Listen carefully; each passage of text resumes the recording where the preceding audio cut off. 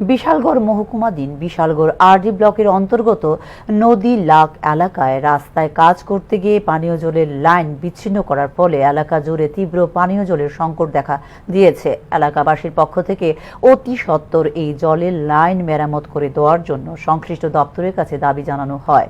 বিশালগড় নদী লাক এলাকার রাস্তা নির্মাণের সময় পানীয় জলের লাইন বিচ্ছিন্ন করা হয়েছিল। স্থানীয় ডিডব্লিউএস দপ্তরের পক্ষ থেকে লাইন মেরামত করা হলেও জলের পাইপ দিয়ে জল আসে না বলে অভিযোগ জানিয়েছেন স্থানীয় এলাকাবাসী।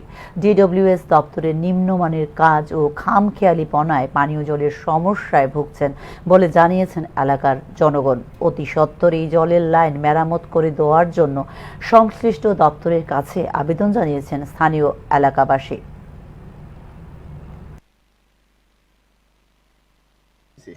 ফাইবার জল দিয়া কাটছে